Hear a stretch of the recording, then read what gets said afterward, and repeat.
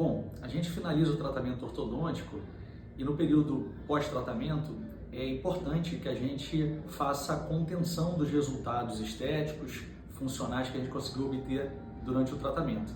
E quando a gente entra nesse período, existem aparelhos específicos que são usados para poder manter esse resultado obtido, né? Uma dúvida interessante com relação a essa nova era de alinhadores é nas possibilidades que existem de aparelhos de contenção, especialmente para a arcada superior.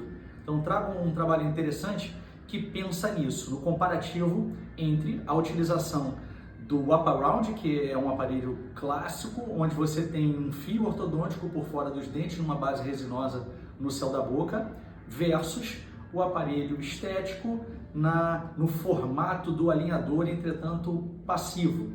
E o questionamento é um questionamento interessante, porque você tem a necessidade de colaboração do paciente. Então, o objetivo do trabalho era, sob a forma de questionário, entender o grau de satisfação dos pacientes utilizando esses dois tipos de aparelho.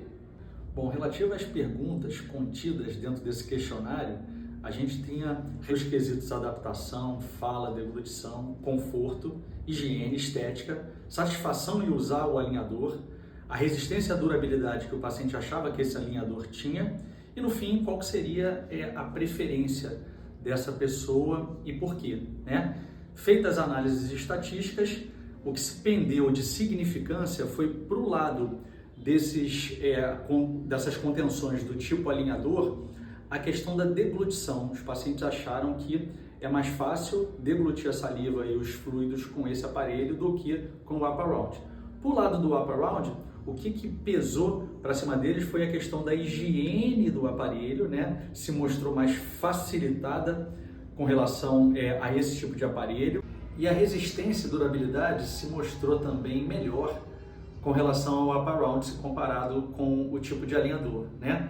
E quando a gente vai tentar entender esses resultados, uma pulga atrás da orelha fica com questão estética, né? Quando eu comecei a ler o trabalho, imaginei que de longe o aparelho estético do tipo alinhador seria considerado mais estético pelos pacientes e nesse trabalho não houve uma preferência. E aí a ciência é feita assim, né? Sempre de vários trabalhos, repetindo as afirmações e essas afirmações acabam se tornando mais reais, mais densas, né? Nesse ponto, de fato, os autores falam que outros trabalhos divergem no sentido de acharem que as contenções do tipo estética se mostraram mais estéticas na escolha dos pacientes. Legal? Enquanto que todos os outros três achados têm uma vasta literatura concordando com esses resultados.